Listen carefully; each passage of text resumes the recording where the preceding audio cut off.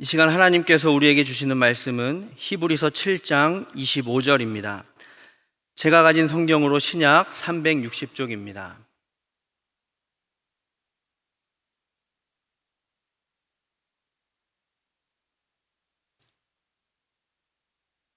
히브리서 7장 25절 한 절 말씀 함께 봉독하도록 하겠습니다.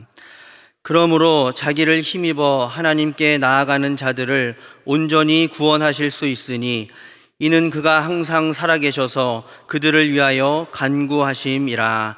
아멘. 오늘은 어린이 주일로 잠시 후에 유아 세례가 있습니다. 여기 계신 많은 분들이 세례를 받으셨을 텐데요. 저도 세례를 받았고 또 저는 침례도 받은 적이 있습니다. 어떤 침례인지는 끝까지 잘 들으셔야 되는데요. 제가 대학교 2, 3학년 때 청년으로 섬기던 교회에서 전교인 수련회를 간 적이 있습니다. 하루는 근처 계곡에서 다 함께 물놀이를 했는데 튜브를 탄 아이들을 놀려준다고 제가 끌고 깊은 데로 들어갔습니다. 계곡 가운데 큰 돌이 있었고 몇몇 청년들이 그 큰 돌 위에 앉아 있었는데 저는 다른 청년 한 명과 함께 이 튜브 탄 아이를 끌고 그 돌을 향해 가고 있었습니다. 가고 있는데 갑자기 바닥이 쑥 하고 들어가더니 그 청년과 제가 둘 다 물에 빠지게 되었습니다. 아이를 놀려주려다가 제가 큰일 날 뻔했는데 저는 그동안 제가 수영을 못하는 줄 모르고 있었습니다. 그제서야 내가 수영을 못하는구나 깨닫게 됐습니다. 두어 번 물에 들어갔다 나왔다 하면서 이러다 죽겠다 싶었습니다. 그러다 계속 못 나오고 있으니까 그때 그 당시 건장하셨던 전도사님이 돌 위에 있다가 저희를 밀어주셔서 이제 구해주신 적이 있습니다. 저는 그때 물속에 들어갔다 나왔다 하면서 스스로 침례를 받은 적이 있습니다. 네, 제가 그 수련회 때 큰 은혜를 받고 이렇게 목사가 됐습니다. 가끔 뉴스나 이제 기사를 보면 이제 물에 빠진 사람을 구해주다가 도와준 사람이 죽는다거나 또 혹은 같이 죽었다는 소식을 접할 때가 있습니다. 수영을 잘하는 사람들도 이 물에 빠진 사람들을 함부로 구해주지 않는다고 하는데 힘이 빠질 때까지 기다렸다가 구해준다거나 또 다른 보조기구가 있을 때 이제 구해준다고 하죠. 여러분들도 보셨겠지만 이 수영장이나 바닷가에 가보면 이제 구조대원들이 있습니다. 그런 사람들은 어떤 사람들일까요? 수영을 잘하는 사람들일까요? 못하는 사람들일까요? 네, 안 가보셨나요? 네. 기본적으로 수영을 잘해야 되기도 하고 또 수영만 잘해서 되는 것이 아니라 이제 물에 빠진 사람을 구할 수 있는 능력도 있어야 됩니다. 그런데 여러분 만약에 수영도 잘하고 사람도 구할 수 있는 능력도 있는데 물에 빠진 사람을 보고 구하지 않는 사람이 있다면 어떤 사람일까요? 네, 물론 아주 나쁜 사람이라고 할 수 있는데 말씀드리고자 하는 것은 이제 그런 사람들은 이제 구하고자 하는 마음이 없는 사람이라 할 수 있습니다. 아무리 능력이 있어도 마음이 없다면 하지 않을 수 있다는 거죠. 여러분들은 어떻습니까? 구할 수 있는 능력이 있고 없고를 떠나서 이 물에 빠진 사람을 보면 어떨까요? 안타까워하고 걱정하고 발을 동동 구르시겠죠. 그렇다면 여러분들은 역시 아주 착한 사람들입니다. 그런데 그런 마음이 있지만 여러분들이 그런 마음이 들지만 여러분들이 수영을 못한다면 그 사람을 구할 수 있을까요? 없을까요? 그럼 역시 그 사람을 구할 수가 없습니다. 이렇게 물에 빠진 사람을 구하기 위해서는 이 두 가지 조건을 갖춰야 됩니다. 먼저 구할 수 있는 능력이 있어야 되고 또한 구하고자 하는 마음도 함께 있어야 된다는 거죠. 두 조건이 충족되어야지 물에 빠진 사람을 구할 수 있습니다. 만약 둘 중 하나라도 없다면 물에 빠진 사람을 구할 수 없게 되는 것이죠. 오늘 우리가 읽은 이 히브리서 말씀은 바로 우리의 구원을 위한 예수님의 그 두 가지 조건에 대한 말씀입니다. 우리를 구원하실 수 있는 예수님의 능력과 또 그렇게 하시고자 하는 예수님의 긍휼의 마음을 말씀하고 있습니다. 히브리서는 책 이름대로 히브리인을 대상으로 유대인이면서 또 그리스도인들을 대상으로 쓰여진 책입니다. 히브리서를 보면 구약 성경을 많이 인용하고 있는데 이 한 장씩 넘기면서 밑에 이 각줄을 보면 매 장마다 이 성경 구절이 다 쓰여 있을 정도로 구약 성경을 많이 인용하고 있습니다.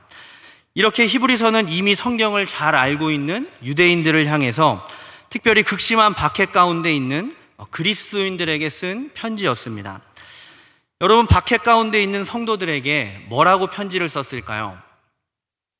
잘됐다. 내가 너 그렇게 될 줄 알았다, 이렇게 썼던 것이 아니라 그들을 위로하며 지금 힘들지만 그래도 지금 상황을 잘 인내하고 견디자는 취지로 편지를 썼을 겁니다.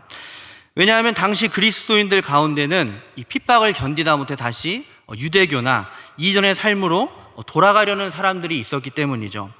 그래서 그들에게 구약 성경을 근거로 유대교에서 중요시하는 모든 것보다 훨씬 뛰어나시고 또 참 진리가 되시는 예수님을 강조하면서 박해 가운데 그 구원을 끝까지 지키라는 권면으로 히브리서를 쓰고 있었던 겁니다. 히브리서 내용의 전체를 잠시 살펴보면 1장 4절과 5절 말씀에 그가 천사보다 훨씬 뛰어남은 그들보다 더욱 아름다운 이름을 기업으로 얻으심이니 하나님께서 어느 때에 천사 중 누구에게 너는 내 아들이라 오늘 내가 너를 낳았도다 하셨으며 또다시 나는 그에게 아버지가 되고 그는 내게 아들이 되리라 하셨느냐라고 말씀하면서 유대교에서 대단하게 여겼던 천사보다 훨씬 뛰어난 존재가 바로 예수님이시다. 그리고 그 예수님이 바로 하나님의 아들이시다라고 말씀합니다. 또 3장 3절에 보면 그 예수님은 모세보다 더욱 영광을 받을 만한 것이 마치 집 지은 자가 그 집보다 더욱 존귀함 같으니라. 또 5절과 6절에 모세는 하나님의 온 집에서 종으로 신실했다면 그리스도는 하나님의 집을 맡은 아들로서 행하셨다라고 말씀하면서 그들이 위대한 선지자로 생각했던 모세보다도 존귀하신 분이, 종이 아닌 주인이신 분이 바로 예수님이다라고 말씀하죠. 7장 23절과 24절 말씀에 보면 제사장 된 그들의 수요가 많은 것은 죽음으로 말미암아 항상 잊지 못함이로되 예수는 영원히 계심으로 그 제사장 직분도 갈리지 아니하느니라. 28절에 율법은 약점을 가진 사람들에게 제사장으로 세웠거니와 율법 후에 하신 맹세의 말씀은 영원히 온전하게 되신 아들을 세우셨느니라 라고 말씀합니다. 계속해서 죽을 수밖에 없는 이 대제사장들의 약점을 뛰어넘는, 그래서 영원히 계셔서 온전하신 제사장이 되시는 예수님을 말씀합니다. 마지막으로 10장 1절 2절과 또 4절 말씀에 보면 이 대제사장들이 해마다 늘 드리는 같은 제사로는 나아오는 자들을 언제나 온전하게 하실 수 없느니라. 그렇지 아니하면 섬기는 자들이 단번에 정결하게 되어 다시 죄를 깨닫는 일이 없으리니 어찌 제사 드리는 일을 그치지 아니하였으리요. 이는 능히 죄를 없이 하지 못함이라 라고 말씀하면서 대제사장들이 드렸던 일반 제사로는 죄를 없이 할 수도 없고 그래서 매년 반복해서 드릴 수밖에 없음을 말씀하죠. 그러나 10장 10절과 14절에 보면 이 뜻을 따라 예수 그리스도의 몸을 단번에 들이심으로 말미암아 우리가 거룩함을 얻었노라. 그가 거룩하게 된 자들을 한 번의 제사로 영원히 온전하게 하셨느니라 라고 말씀하시면서 일반 대제사장들의 제사와 달리 예수님이 드렸던 제사는 이전의 제사하고는 비교할 수 없는 온전하고 또 완전한, 그래서 죄를 한 번에 용서해 주시는 단번에 드리는 제사였다라고 말씀하고 있습니다. 이렇게 히브리서는 예수님의 뛰어나심과 존귀하심 또 온전하심과 완전하심을 통해서 유대교가 아니라 예수님만이 우리를 구원할 온전한 능력과 자격이 있음을 분명하게 말씀합니다. 그리고 박해 가운데 있던 성도들에게 그러니 비록 지금 힘들고 어렵더라도 잠시 고난으로 인해서 다시 유대교로 돌아가지 말고 혹은 이전의 삶으로 돌아가지 말고 예수님께 계속 붙어 있어야 된다라고 권면을 한 것이죠. 여러분, 그런데 아까도 말씀드렸듯이 아무리 능력이 있어도 구원하지 않을 수 있습니까? 없습니까? 우리가 돈이 있다고 무조건 구제하고 사람을 도울까요? 물론 여러분들 그러시겠지만 그렇지 않죠. 돈만 있어서 되는 것이 아니라 구제하고자 하는, 남을 돕고자 하는 마음도 함께 있어야지 도울 수 있다는 겁니다. 그렇다면 예수님은 어떠셨을까요? 히브리서는 예수님께서 우리를 구원할 능력이 있으실 뿐만 아니라 동시에 예수님께서 그러한 마음 또한 갖고 계심을 우리에게 거듭해서 말씀하고 있습니다. 히브리서 2장 17절과 18절 말씀해 보면 그러므로 그가 범사의 형제들과 같이 되심이 마땅하도다. 이는 하나님의 일에 자비하고 신실한 대제사장이 되어 백성의 죄를 속량하려 하심이라. 그가 시험을 받아 고난을 당하셨은즉 시험 받는 자들을 능히 도우실 수 있느니라. 히브리서 4장 14절 15절에 그러므로 우리에게 큰 대제사장이 계시니 승천하시니 곧 하나님의 아들 예수시라. 우리가 믿는 도리를 굳게 잡을지어다. 우리에게 있는 대제사장은 우리의 연약함을 동정하지 못하실 이가 아니요 모든 일에 우리와 똑같이 시험을 받으신 이로되 죄는 없으시니라. 아멘. 예수님께서 우리를 구하실 충분한 능력이 있을 뿐만이 아니라 우리와 같이 사람의 몸을 입으시고 우리를 긍휼히 여기심으로 우리를 구하실 마음도 충분히 있다라고 말씀하고 있습니다. 오늘 우리가 읽은 7장 25절은 예수님이 가지신 이 두 가지를 모두 말씀하고 있습니다. 그러므로 자기를 힘입어 나아가는 자들을 온전히 구원하실 수 있으니 이는 그가 항상 살아계셔서 그들을 위하여 간구하심이라. 온전히 구원하실 수 있으니 라는 이 말은 예수님의 능력을 뜻하는 말이죠. 또한 그들을 위해 간구하신다는 것은 예수님의 그러한 마음을 보여주고 있습니다. 예수님께는 이렇게 구원의 능력뿐만이 아니라 마음도 갖고 계시고 우리를 충분히 구원해 주실 수 있는 분이시라고 말씀하고 있습니다. 그리고 이것이 우리에게 중요한 이유는 바로 그 완전한 대제사장 되신 예수님께서 나와 상관없는 분이 아니라 바로 우리의 대제사장이 되어주시기 때문입니다. 히브리서 8장 1절에 지금 우리가 하는 말의 요점은 이러한 대제사장이 우리에게 있다는 것이라. 아멘. 그 완전한 대제사장 되시는 예수님이 바로 바로 나의 대제사장이 되어주심을 믿으시기 바랍니다. 여러분, 그렇다면 이제 우리는 무엇을 하면 될까요? 우리가 해야 할 일이 무엇일까요? 히브리서 4장 16절 말씀에 보면 그러므로 우리는 긍휼하심을 받고 때를 따라 돕는 은혜를 얻기 위하여 은혜의 보좌 앞에 담대히 나아갈 것이니라. 우리가 어떻게 해야 한다고 말합니까? 은혜의 보좌 앞에 담대히 나아갈 것이니라. 우리를 구하실 능력이 있을 뿐만이 아니라 우리의 연약함을 동정하시고 우리를 불쌍히 여기셔서 우리를 돕기 원하시는 예수님께 담대히 나아가라 라고 말씀합니다.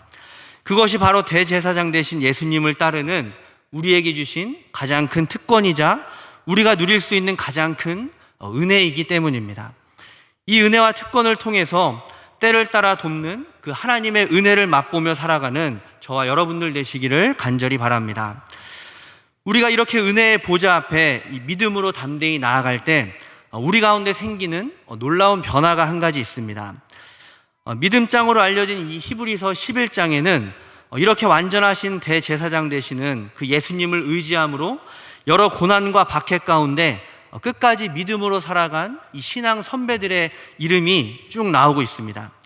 또 히브리서 11장 38절은 이러한 믿음의 사람들을 향해서 이런 사람은 세상이 감당하지 못하느니라 말씀하죠. 마찬가지로 우리가 은혜의 보좌 앞에 담대히 나아갈 때 생기는 변화는 우리 역시도 세상이 감당 못하는, 그래서 우리의 믿음을 끝까지 지키는 하나님의 사람들로 우리도 그렇게 살아갈 수 있게 되는 것입니다. 세상이 감당 못할 믿음은 우리로 슈퍼맨이 되게 하는 변화가 아니라 고난 가운데도 인내하게 하는 변화입니다. 예수님의 은혜의 보좌 앞에 담대히 나아감으로 세상이 감당 못할 믿음의 사람들로 살아가게 되시기를 또한 간절히 바랍니다. 그래서 히브리서 11장에 나오는 그 위대한 믿음의 선배들의 뒤를 이어서 우리 모두도 그 하나님 앞에 그들과 나란히 우리의 이름을 함께 올릴 수 있는 저와 여러분들 되시기를 바랍니다.